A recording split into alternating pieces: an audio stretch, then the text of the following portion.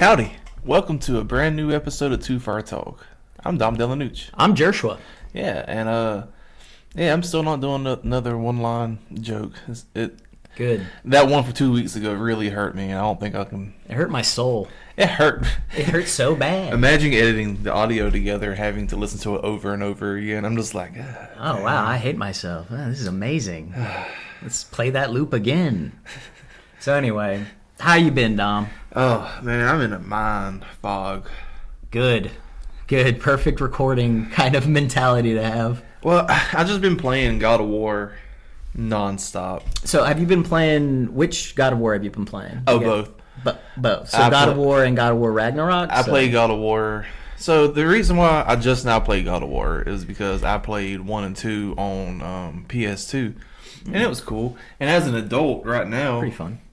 I'm holding a copy of God of War 3 for PS3. I can see it. I can verify it, folks. He's not lying to you. This isn't fake news. It's real. not fake news. It's real. It's real. This is real shit happening. Oh my gosh. In real time. in real time, and you're hearing it recorded from days ago. But I knew the story of God of War 3, and I knew the whole climax of what happened and classic Greek tragedy. The ghost of Sparta and all that. Oh yeah. So when it came out with God of War, blank. Remastered, I guess. Yeah. Was that 2018, 2019? Something like that. I played like, I don't know, an hour of it maybe. Before I was like, I don't like this. Atreus was annoying. Yeah. He's very endearing. And Kratos was like, but Dad, I'm different. I'm like, no. No, you're not, boy. I was telling some of my friends back in Tennessee because they love God of War.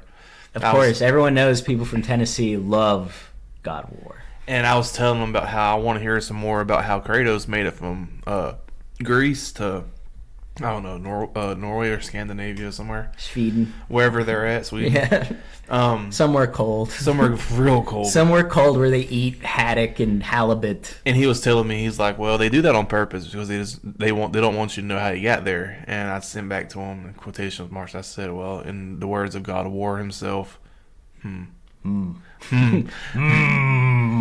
yeah, so I beat that, and nice. Congrats. I got past the whole Atreus being annoying. Thank God. Kratos being soft. Because eventually, in about 3 hours in, you start getting real good with your weapons, and you realize Kratos really isn't that soft. They just made him. He's just old. He's just an old guy. And the story was impeccable. That whenever I finished it, I was like, I gotta play Ragnarok. How do you feel about these single player games where the stories are just really meticulously created? I love it. I do too. Love it. I know everyone nowadays, it's all about free to play battle royale, multiplayer focused, season fucking battle passes, everything like that. Well, I'm happy that developers are still looking out for the kids that they used to develop for, who are turning into adults who don't have time for stuff like that. Yeah, man, because I get it. I get the appeal behind it. And, dude, if you're a professional, Fortnite player, for example, dude, my hat off to you, man. Heck because I played. That game is hard. It's not only that, but it's like I played Fortnite, and after maybe 30 minutes or an hour, I'm just kind of bored. I'm not saying it's not fun. That's why I am in most multiplayer online games. Yeah, and at the end of the day, you got to make your own fun out of the video game. Yeah, I get it. That's the whole point, because fun is subjective. What you think is fun and what I think is fun are two totally different things. That's very true. I still like Earth Defense Force. You played it with me, and you're like, yeah, this is okay. It's fun. Yeah, it's fine. It's cool. But it's a different kind of, I guess, mentality or mindset. It's like people like. So do you like mindless games where you can just turn your brain off? Well, I call them arcade games. That's basically an arcade game. Was just back in the day when we were younger, going to arcades and stuff like that. Dang, you were up. Yeah. We would just shut our brains off and play a game that you knew you weren't gonna beat. Yeah. Because you didn't have enough money to beat it. And it was literally just like, I have an hour or two to kill before I have to go back home and do my homework. Yeah. So, and I got $5. So let me just, go play this quick game. Exactly. Dang, that's true. I didn't think about that.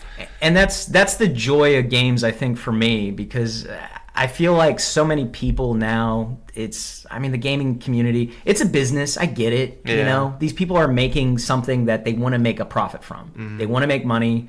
These companies that you used to really like when you were younger, they're corporations now. They have stock options. They have investors, you know. Dang, yeah. There's a 70-year-old man that has millions of dollars into EA games, and he doesn't know anything about a video game, but he knows that it's making money, so he's going to have sway over this company that is making a video game for a different demographic of people. That's true. He puts the hammer down in the end. Yeah, and it sucks, but it's like, okay, well, we'll focus more on indie developers. But what you have to understand is when you do that, eventually an indie developer will become a AAA game developer because they're going to have more success. If they have more success, they're going to be making better games, bigger budget titles. It's going to grow. It's like that South Park episode where Walmart was taking over and then they destroyed the Walmart. And then what happened to that local pharmacy store? It turned into basically a Walmart because everyone is giving them business. Yeah, I watched that happen in real life. Yeah, well, that's what I'm saying. Like when that episode came out, the town next to us, I don't want to say the town's on air, but the town next to us got a Walmart. Yeah. And it was the closest Walmart in my hometown. Okay. And it was wild watching everybody flood to the Walmart. And then watching all the other small businesses fail. But yeah, dude, you have a totally good point. I never thought about it in like a business side of point like that. Yeah, you never do because you're focused on just playing the game and trying to have fun. And you know how gamers are, man. We always bitch and complain about everything. That's true. It's really fun. So, it's really easy to do. You can do it now. So you like a good arcade game? I do. Do you like story-driven games? I do, and that's the weird thing too. So do you like story-driven in the aspect of like Uncharted and Uncharted, Uncharted and Last of Us and Walking Dead and stuff like that? Or do you like story-driven more in like God of War? I like both. I like they both have. Because comparing like God of War to like an Uncharted game, it's kind of different because like the whole aspect is like the storytelling is going to be different, the context is going to be different, the lore is going to be different. But if you look at like the root of it, it's a story-driven, linear, well, semi-linear, depending on how you look at God of War, but linear experience where you know you start at point A, you end up at point B, and whatever happens in between that is going to be dictated by how the writers were putting everything together, and that can still be a really fun experience. If you make a good game, I'm going to play it and enjoy that story and enjoy the aspects of the game. It doesn't have to be beautiful, and those are bad examples because it's like Uncharted and God of War. They look beautiful to me. I like the art design behind them. But you could take something a little bit simpler, you know, some like people have like Deltarune and Undertale. Like these are games that are just like pixels, like little like retro style pixel games. People like the story in those games. I played Undertale a little bit. I haven't really touched Deltarune, which is what it is. That's something I got to do. It's on the backlog. But from what I played from Undertale, it's like a fun story and the music's good. It's like if you don't have graphics, use everything else to make the game enjoyable and fun and interesting. Like make it a unique experience.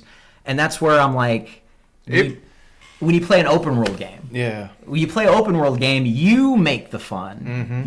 But it's still a catered experience because someone designed that open world. But if you don't put anything in the open world and expect me to have fun with a vast wasteland, I'm not going to have as much fun. I'm going to focus on going from point A to point B so I can get some more story, and hopefully your story's decent. Right.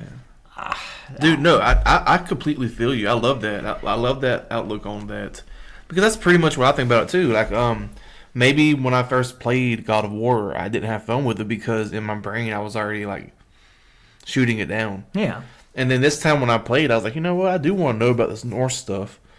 Because Valhalla came out, and I seen a little clip of Valhalla, and I got interested, and I made my own fun out of it. I started tying in my own aspects. Like there's one fight at the very end. Spoilers?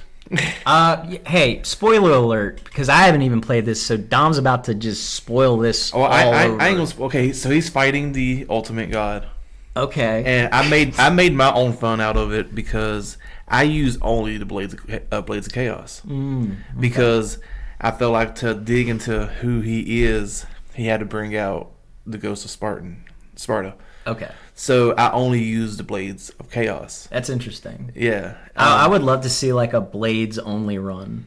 That would be kind of cool. Well, you see, there's one point where I felt like I would use the axe if I felt like it was something that was like it was needed. Like, I'm doing this for survival, or I'm doing this because I have to protect somebody. Okay. But if I'm going in God of War mode, then I pull the Blades of Chaos out. Okay.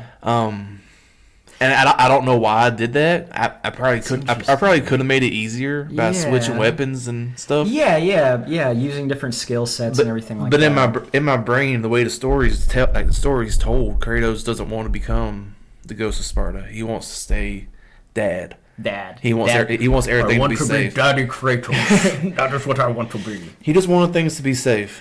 And he's got the world's greatest dad mug. and that's pretty much just it. And I was like, you know what? I'm gonna make my own story inside my brain. Yeah. Connecting this to this and this. So you were becoming more immersed. Yeah. Okay. And I love immersion in gameplay, in video games, in any type of media. I love that. If you can create something where your player base, your audience is becoming immersed into it. Oh yeah. Like that's where you find a good TV show. Yeah. Where you're becoming immersed into what's going on. But I feel like nowadays that's kind of a hard pill to swallow with a lot of stuff, because it's so difficult to.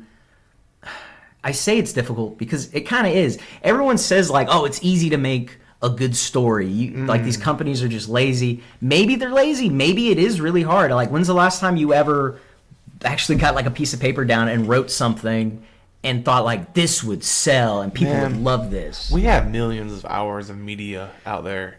Yeah. And it's really hard to literal lifetimes. It's really hard to figure out what's a good story and what's not. Like, it's really hard. Like, at this point, with all the movies and TV shows and games and books and whatever, you're just throwing ideas. Like, you're throwing darts at ideas, like, because you're copying somebody else's idea always. Yeah.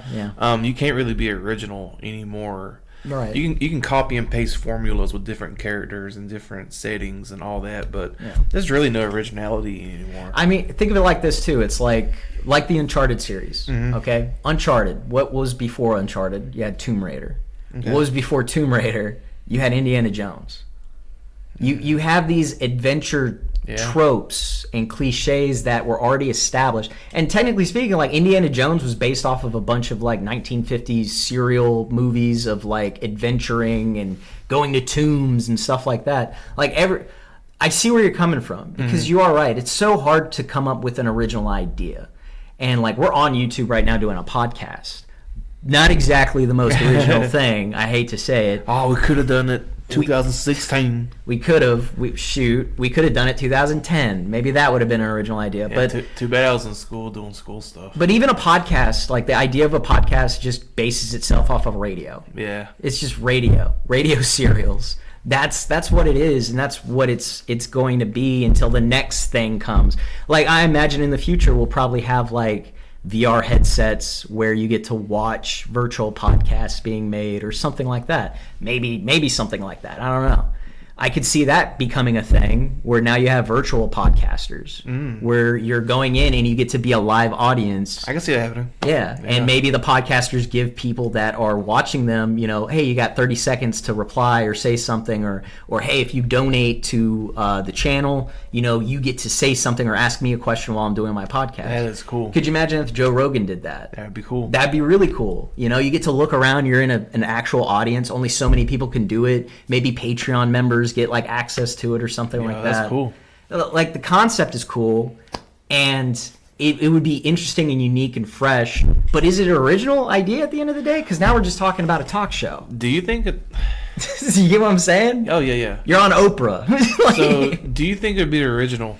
Do you think it'd be original to? Is it more original to have famous cast in a movie, TV show, game, whatever? Like, for instance, I feel like a lot of video games work so well, like Grand Theft Auto 5. Okay. People love the story. They do. Nobody really knew who the actors were. No, they love the characters. They love. Yeah, I mean, the way they emote, the way they carry themselves. You became engrossed, and you wanted them to succeed in whatever you were applying them in. And I watched this video of Ned Luke. He's the voice of Michael.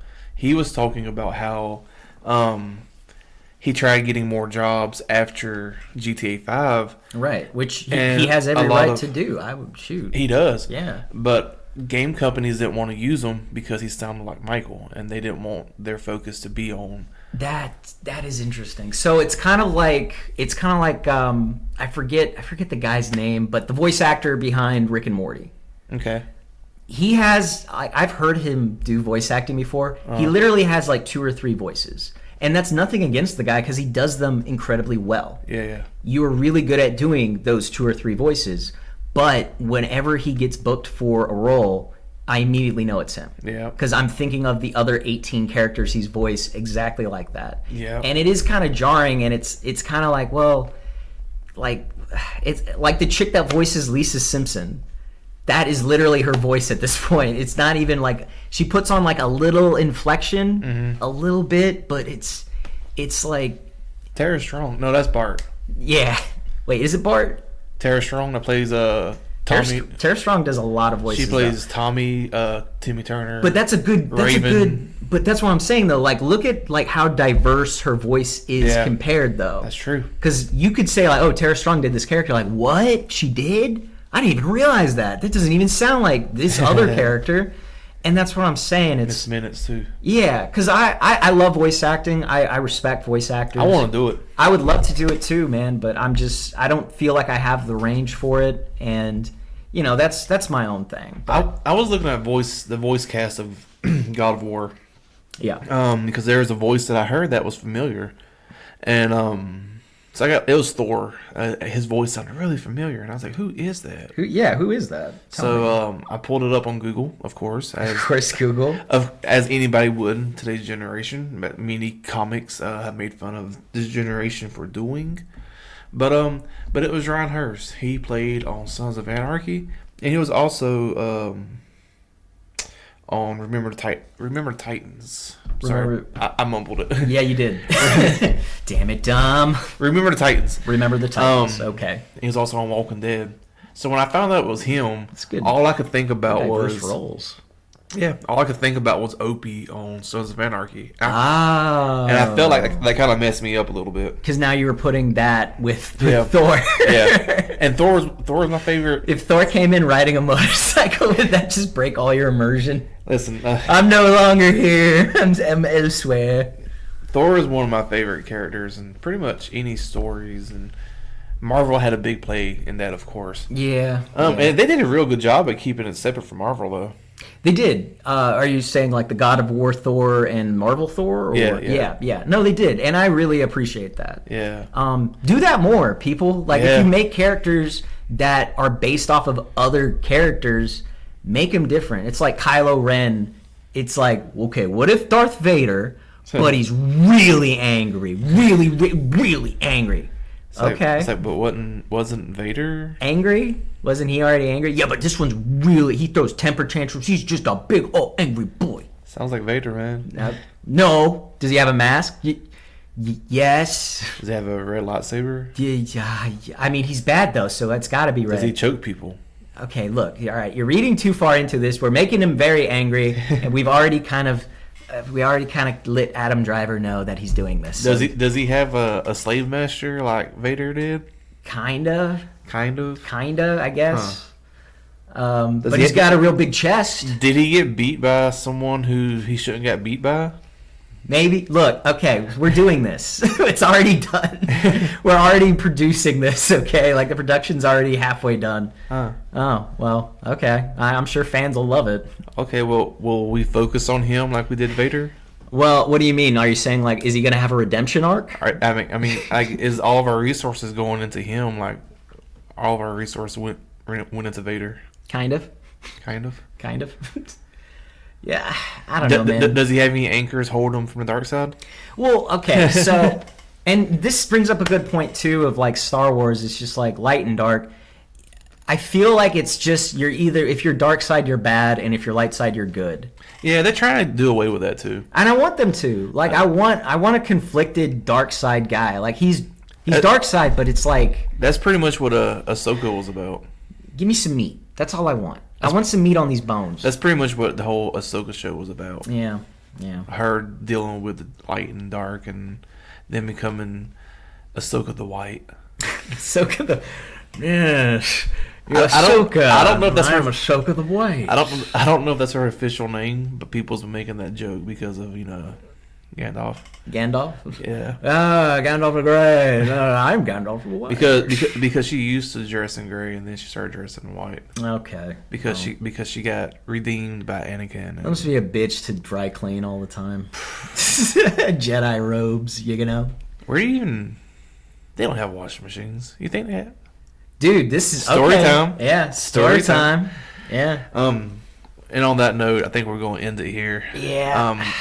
Get working on some other YouTube ideas. Yeah, we got some projects we're going to be working on. And hopefully they come to fruition in some meaningful way. And that's what we meant by story time. Story time. And I'm probably going live stream tonight. Friday night. If anybody's going to listen to this within news to me. Yeah, I'm going to play Valhalla. Okay, I'm down. Down to do some watching. Yeah, it's going to be fun. I don't know if I'm going to have the camera or not. I'll figure it out by then. All right. Well, hey y'all, thanks for listening to us gripe and moan and complain and just talk about stuff in general. Hope you enjoyed and have a great rest of your day. Have a great rest of your week. Whatever. I don't know when we're going to upload this, but regardless, I've already dated the video. So there we go. Date. Stamp. You got anything to say, Dom? Yeah, I guess this was a gripey episode. All we did was complain about originality, and we did talk about how well God of War is. Well, that could be the title, though. You could say like originality in games. The problem with originality in games and the gaming industry. Yeah. So there you go. If you made it this far and you got your overview, then. Well, congrats. You listened to the whole episode and you got an overview. Go tell your friends about us. You're super cool. You're the coolest ones. I'm real cool. Yeah. All right. We love y'all. Mom. No, God. Now we got to go. Mom. Oh, no. He's getting there.